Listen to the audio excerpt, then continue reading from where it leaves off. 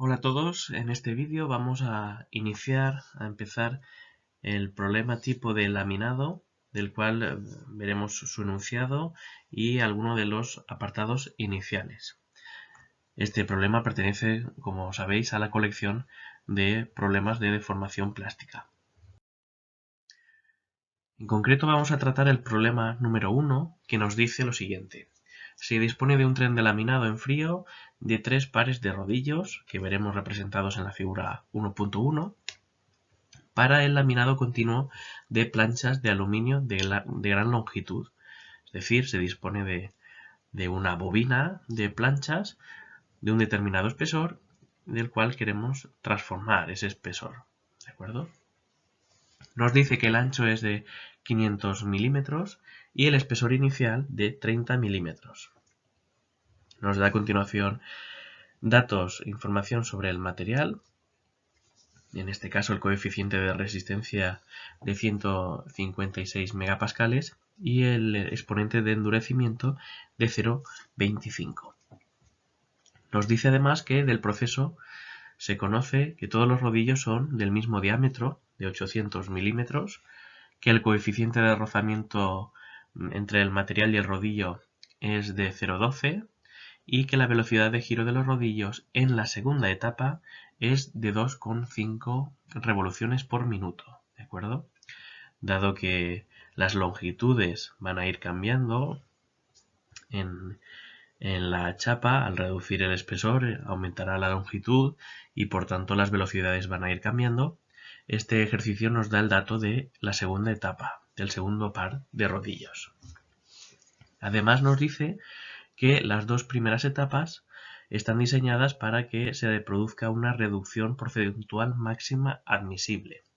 Es decir, que en una única etapa voy a tener un valor límite el cual no puedo superar, pues se va a trabajar para obtener esa deformación máxima, esa reducción porcentual máxima. ¿De acuerdo?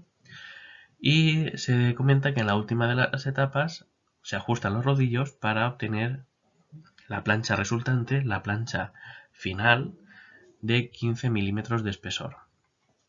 Además nos advierte que se asume que el ancho de la chapa va a permanecer invariante durante todo el proceso. ¿De acuerdo?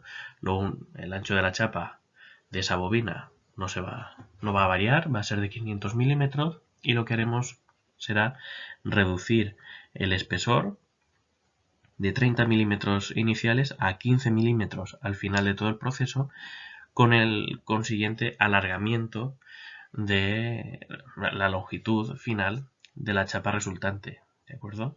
Recordemos que en volumen, el volumen de material va a ser el mismo y por tanto la variación en una de las dimensiones va a suponer también deformaciones, cambios en alguna de las otras dimensiones. Bien, pues con todos estos datos de partida, tenemos también la representación de el esquema de ese proceso con los 3 pares de rodillos, con el espesor inicial que poco a poco se va reduciendo al paso por cada uno de esos 3 rodillos, de esas 3 etapas. Y con toda esa información se proponen 4 apartados. En este vídeo únicamente vamos a tratar el primero de ellos para introducirnos a la resolución de este tipo de ejercicios y en la clase continuaremos con los otros apartados. Nos pide en este caso el apartado A que calculemos la fuerza de laminado en la primera etapa. Pues bien, si acudimos al formulario del que disponéis, que está en el aula virtual, vemos que específicamente para el proceso de laminado tenemos las expresiones que aparecen en la pantalla. Y una de ellas, evidentemente, es la que nos permite calcular la fuerza de laminado. ¿De acuerdo? Esa fuerza de laminado depende de la tensión promedio 3 en el eje 3 y el área de contacto. Bien. Veis que se van encadenando las expresiones porque el área de contacto tiene su propia expresión, el ancho de la chapa, en este caso, por la longitud de contacto entre el material y el rodillo, y del mismo modo tenemos su propia expresión para calcular la longitud de contacto, que es esa raíz en la que participan tanto el radio de los rodillos como la diferencia de espesores, es decir, el espesor inicial, el espesor de la chapa antes de entrar a esa etapa, a ese par de rodillos, y el espesor final, el resultado de la deformación en ese par de rodillos. ¿De acuerdo? Por tanto, con esa consecución de expresiones que buscamos o que necesitamos conocer, sabemos el espesor inicial, habíamos dicho de 30 milímetros, pero ¿cuál va a ser el espesor final de esa primera etapa? Conocemos la del final de todo el proceso, pero en esa primera etapa pasamos de 30 milímetros a un valor todavía desconocido. Pues debemos fijarnos que el enunciado nos indica que en las dos primeras etapas, por tanto la primera también lo cumpliría, el proceso se diseña para realizar una reducción porcentual máxima.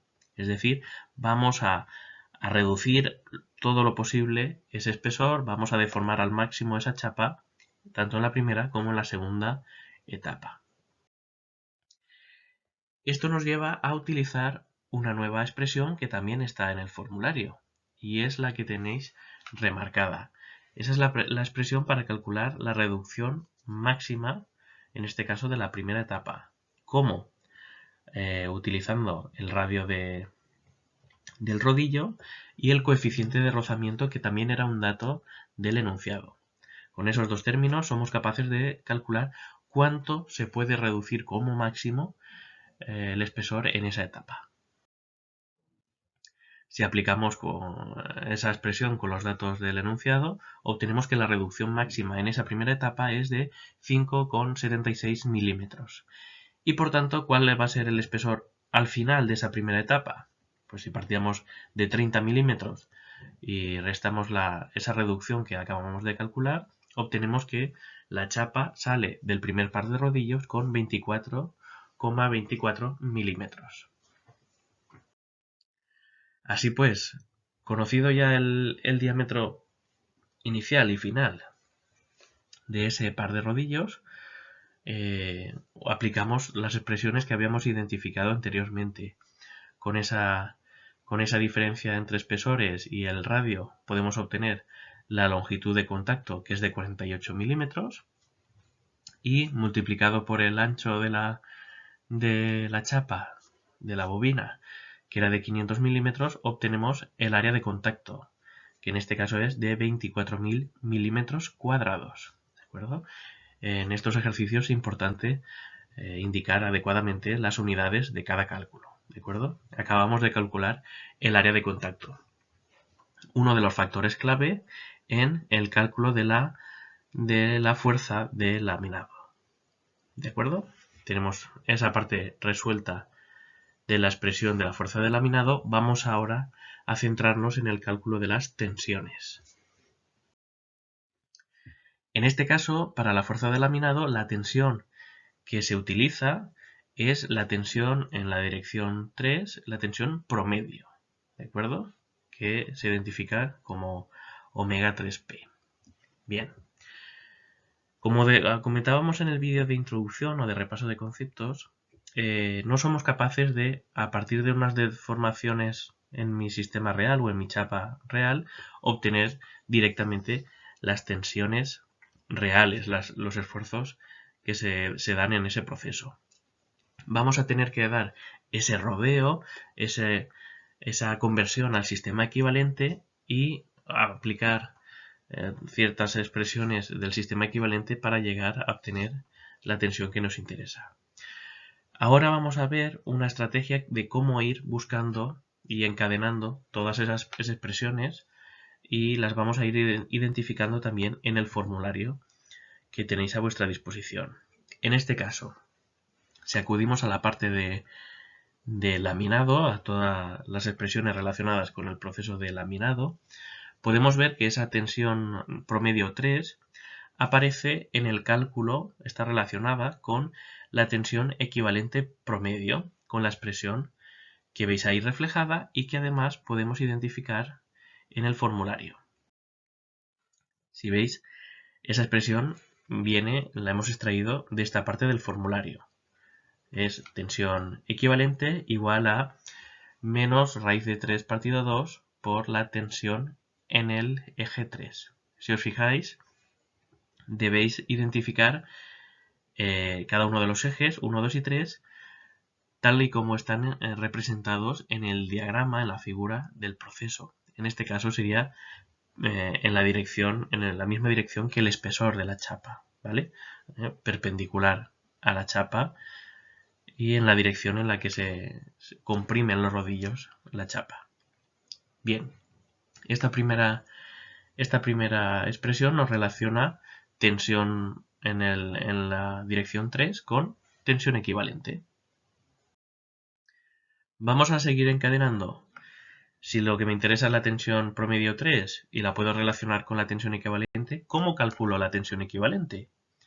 Pues buscamos en el formulario y obtenemos esta expresión, que es una expresión genérica, global y de aplicación para todos los procesos, ¿de acuerdo? La tensión equivalente promedio se calcula en función a la deformación equivalente y esos dos términos, ¿de acuerdo? K y N. La podemos identificar también en las tablas, en el formulario. Veis que aparece en la sección de expresiones generales. Hemos extraído de ahí esa ecuación. De nuevo encadenamos expresiones. Ahora lo que necesito conocer, porque el resto son datos, lo que necesito conocer es la deformación equivalente. ¿Cómo calculamos la deformación equivalente? Pues de nuevo debemos acudir a las tablas propias del proceso de laminado. Buscamos cómo calcular la tensión equivalente, la deformación equivalente, y en este caso nos ofrece dos alternativas, o calcularla en función de la deformación en el eje 3 o en la deformación en el eje número 1. Como veis, de nuevo, esa expresión está recogida en el formulario y nos da dos alternativas en función del eje que queremos utilizar para el cálculo de las deformaciones. Y finalmente, ¿cómo calculo algunas de esas deformaciones? ¿En 3 o en 1? Pues en este caso la opción más directa, más cómoda, es calcular la deformación en el eje 3 porque es precisamente la que relaciona la variación en el espesor de la chapa. Conocemos el espesor inicial,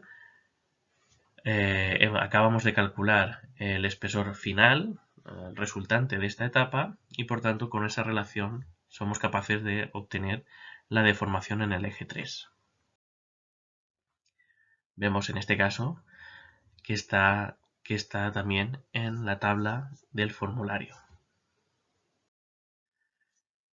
¿Cómo se resuelve toda esta concatenación, toda esta secuencia de expresiones? Pues justo con el proceso inverso a la lógica que hemos ido utilizando. Los datos de partida los tenemos en la expresión 4, que son el espesor al inicio y al fin de esa etapa. Con ello obtenemos la deformación en 3. Con esa deformación en 3 obtendremos la deformación equivalente con la expresión número 3. Con la deformación equivalente somos capaces de calcular la tensión equivalente promedio, que es la expresión 2. Y finalmente, con esa equivalente promedio somos capaces de obtener la tensión 3 promedio con la primera de las expresiones que hemos identificado. ¿De acuerdo? Primero hemos visto, digamos, la secuencia de cómo ir buscando la solución, pero al final, a la hora de resolver, con los datos de los que disponemos, la resolución es justamente a la inversa. Y aquí tenéis los valores del resultado. Con la primera expresión que hemos comentado, la deformación equivalente es de 0,246, ¿de acuerdo? Sin unidades, porque es una relación entre la geometría inicial y final, ¿vale? Eso no tiene unidades, las deformaciones, id con cuidado. A partir de esas deformaciones somos capaces de obtener la tensión equivalente promedio con la expresión que hemos dicho, con el módulo K, con el factor N. Todos son datos. Obtenemos una tensión equivalente promedio de 87,91 megapascales. Y a continuación somos capaces de obtener la tensión promedio en el eje 3. En este caso de 101,5 megapascales. Bien, sé que en el primer ejercicio puede resultar algo complejo, muchas fórmulas, muchas expresiones que manejar, pero veréis que es una mecánica muy habitual. Partimos de unas deformaciones en mi sistema real, buscamos unas tensiones en mi sistema real y para ello tenemos que hacer todo ese rodeo, pasar por el sistema equivalente para poder relacionar ambos términos, tensión y deformación.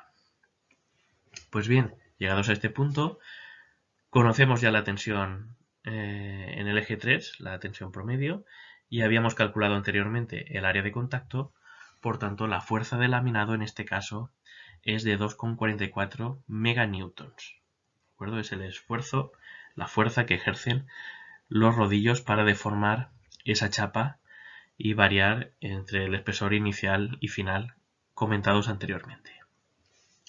Hasta aquí llega el vídeo de preparación. En clase abordaremos cualquier duda que surja sobre esta estrategia, sobre esta mecánica, y continuaremos con la resolución del resto de apartados. Nos vemos pronto.